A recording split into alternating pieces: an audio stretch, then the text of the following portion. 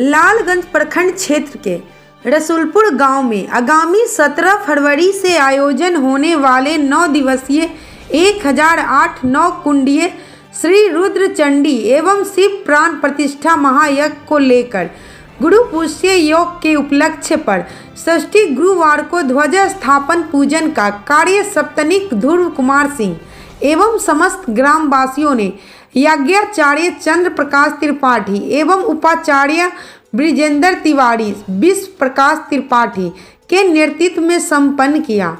अंतर्राष्ट्रीय ख्याति प्राप्त यज्ञाचार्य चंद्र प्रकाश त्रिपाठी ने ध्वजा स्थापना के पश्चात समस्त ग्रामवासियों को यज्ञ के महत्व के बारे में बताते हुए कहा कि यज्ञो व श्रेष्ठतम कर्म, यज्ञ संसार का सबसे श्रेष्ठतम कर्म है।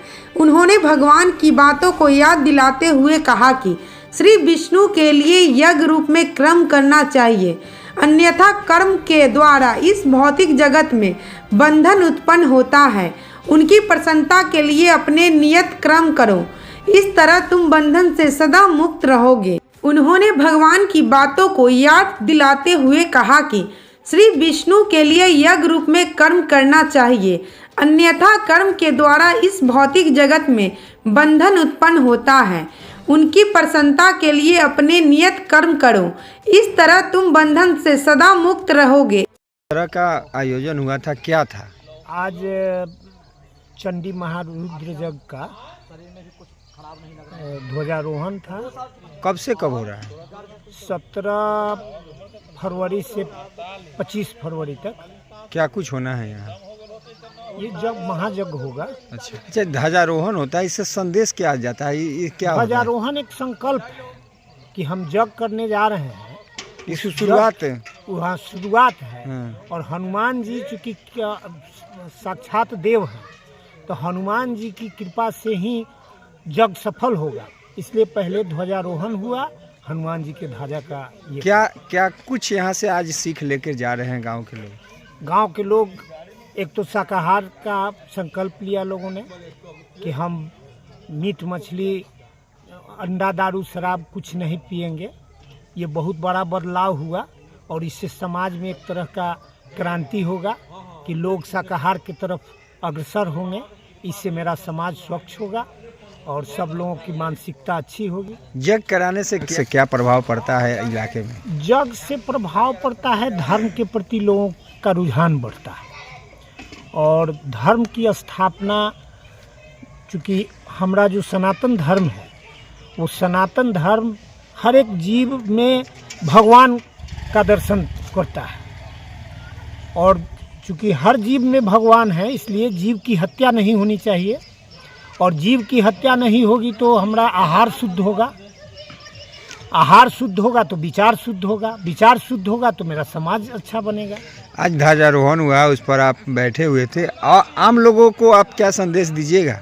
आम लोगों को संदेश देंगे कि मतलब सात्विक बने, धर्म के प्रति आस्थावान हो, जागरूक रहें और सनातन का झंडा ऊंचा करें। आज इस रसूलपुर गांव में जगदम्बा स्थान के समीप में ही भगवान शिव सपरिवार का प्राण प्रतिष्ठा होना है, जो कि 17 फरवरी से 25 फरवरी तक इस यज्ञ का आयोजन होगा।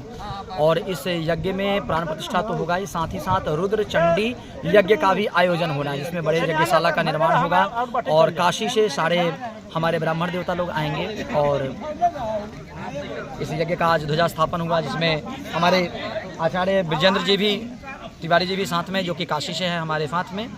और यज्ञ होना है और आज इसका ध्वजा स्थापन हुआ है। कब से कब तक यज्ञ है? जी, फरवरी में 17 फरवरी से 25 फरवरी तक। बाहर से प्रवचनकर्ता कहाँ से आ रहे हैं? प्रवचनकर्ता का जहाँ तक हमने सुना है समाज से कि समाज सूत्र से कि ये अयोध्या से आ रही हैं निशु भारद्वाज। क्या आज ध्वजारोहण हुआ है, क्या गांवों के लोग को, अगल बगल के लोगों को क्या आप संदेश दीजिएगा? हम गांव के लोगों को यही संदेश देना चाहेंगे कि इस यज्ञ में आप सभी तन मन धन से जुड़े और सहयोग करें, क्योंकि यज्ञ एक किसी व्यक्ति विशेष के लिए नहीं होता है, बल्कि यज्ञ जो होता है वो संसार के कल्याण के लिए होता है, समस्त सृष्टि के कल्याण के लिए होता है, चराचर जगत के कल्याण के लिए होता है। क्योंकि एक श्लोक आता है, सर्वे भवन्तु सुखिनः सर्वे सन्तु निरामयाः सर्वे भद्राणि पश्यन्तु मा कश्चित् दुःख भाग् भवेत्। यज्ञ होता है ये सर्वे भवन्तु सुखिनः, सभी के कल्याण के लिए यज्ञ होता है, सभी सुखी रहें, सभी निरोग रहें, सभी स्वस्थ रहें, सभी मस्त रहें और सभी प्रसन्नता पूर्वक रहें, इसके लिए ये यज्ञ होता है।